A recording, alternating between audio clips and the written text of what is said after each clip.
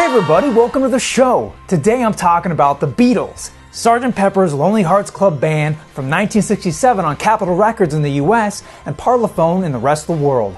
This is definitely one of my most requested albums to review, and what's great is that for the first time in Beatles history, we have the same album being released at the same time all over the world.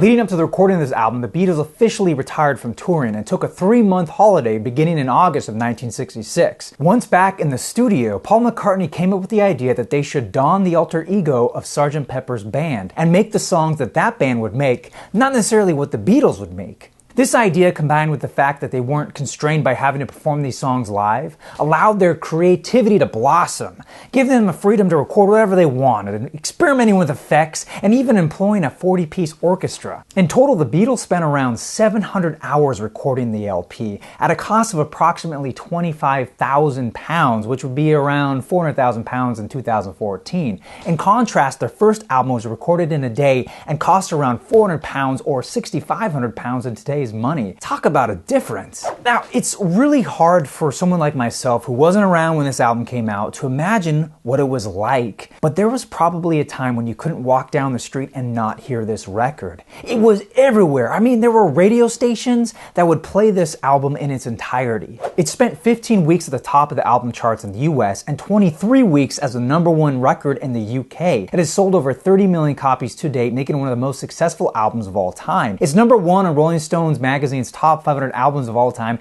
and you'd be hard-pressed to find an unfavorable review of it. I've tried, and YouTube comments do not count. Today, it's widely considered to be the birth of the modern album. The idea that the LP wasn't just a collection of singles, it was a unified body of work, that there was thought put into the order of the songs and what songs were to be included. Although I would argue that Pet Sounds by the Beach Boys should be considered the birth because it came out a year earlier and it directly influenced the Beatles to make this album. In fact, producer George Martin basically said without Pet Sounds, Sgt. Pepper's wouldn't have happened.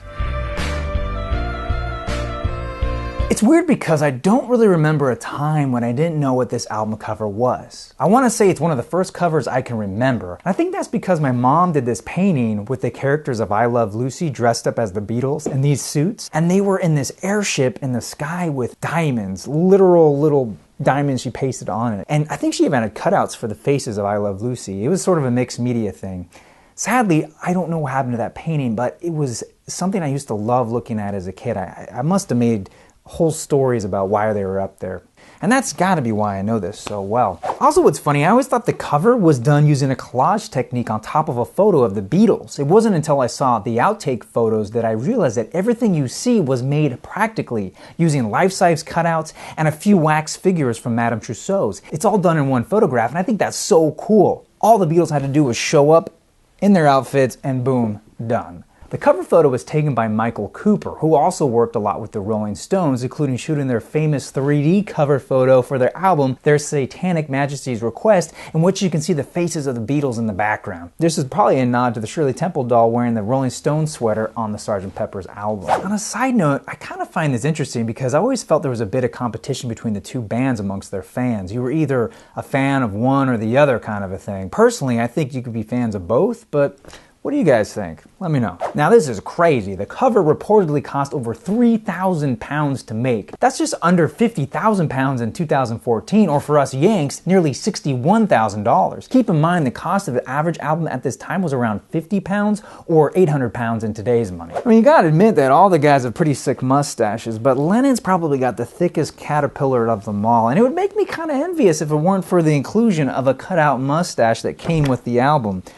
That is pretty awesome. So you can be your very own member of Sgt. Pepper's, right? It came with 2 buttons, or badges I guess, a little thing of the band that you can fold out and place on your Beatles altar, the cool mustache, and the Sergeant stripes, along with a little 4x6 picture of Sgt. Pepper to keep on your nightstand. In all honesty, I think this is really cool, and it's awesome if you can find this with your copy, because I would imagine that over nearly 50 years, these things have been lost, destroyed, cut up, and this was designed and made by the same people who also put together this. The album also came with a custom inner sleeve that was created by the group called The Fool. It marked the first time that a Beatles album came with anything other than a white paper sleeve or an advert sleeve. The Fool also designed a cover for the album that was all ultimately rejected.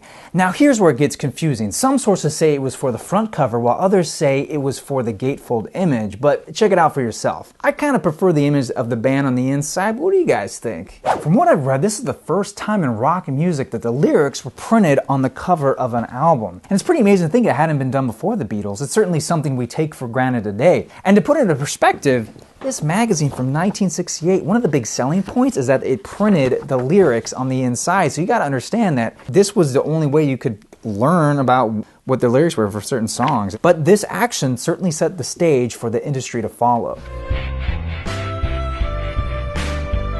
The first 3 songs recorded for the album were Strawberry Fields Forever, Penny Lane, and When I'm 64. Now there was some pressure from EMI to release new Beatles material. The album wasn't ready, so a double A-side single was released featuring Penny Lane and Strawberry Fields Forever. Not only did it mark the first time the Beatles released a picture sleeve single in the UK, but it was the first time in 4 years that a single failed to reach the #1 spot on the UK charts. Paul recalls that this failure took some pressure off recording, but critics at the time questioned the Beatles' prowess in the industry.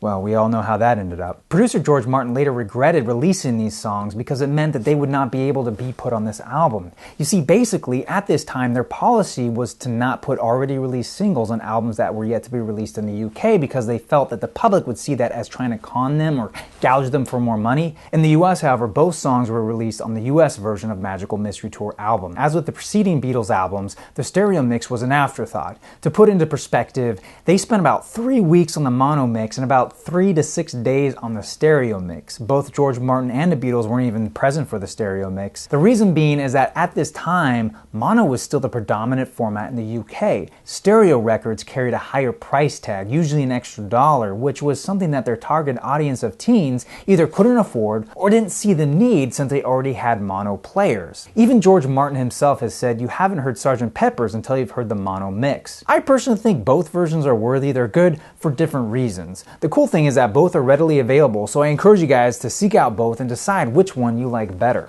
Side 1 opens with the title track, which bleeds right into track 2 with a little help from my friends, a song written for Ringo. I'll be honest with you, I was first exposed to this song by the Wonder Years TV show where the opening credits played a cover by Joe Cocker. What would you do if I sang out of tune? When I finally heard the Beatles original on the radio as a kid, my mom had to educate me that it was a Beatles song first. And did you know that originally the line, "Would you stand up and walk out on me," was going to be, "Would you throw ripe tomatoes at me?" Apparently Ringo refused to sing it because he was worried fans would take it literally and actually throw tomatoes at him. You see, apparently fans had done this in the past when George Harrison said he liked jelly babies. Man, Beatles fans can be weird. The album ends with A Day in a Life, another one of my favorite songs. But remember how I said this was the first time the same album was released all over the world? Well, I kind of lied. Basically, US copies are exactly the same except for one little difference, and that's they don't contain the really cool looping thing at the end of the record right near the runoff groove. It just kind of repeats this gibberish thing until it fades out. Yeah, this copy doesn't have it. Damn you, Capitol! Why must you do this to us? It was... The big takeaway for me is that Sgt. Pepper's never gets old. There's enough variety in the songs that by the time you get to the end, you just want to hear it all over again. What else can I say? I think it's pretty obvious how I feel about this record. It's a fantastic album and is totally worth a listen, if not ownership. It's still culturally relevant, and if you haven't experienced it, and I don't know why you haven't, you gotta do it. Thankfully, today, there are so many different avenues that you can explore. You don't even have to buy this album to check it out. However, if you are on the market for a copy, obviously original issues are going to be the top of the list, but there have been a number of different reissues over the years, so you can totally find a version that will fit your budget. If you end up getting a used copy, be sure it comes with the cutouts and the custom inner sleeve. Well, I'm curious to know what you guys think. Do you prefer the mono or stereo version? Is this the best Beatles album of all time? Or is there one better? Do you agree with the Rolling Stone magazine that this is the greatest album ever made? Let me know in the comments. As always, thank you so much for watching, subscribing, and sharing the channel. I am your Vinyl Geek, and I'll catch you on the flip side.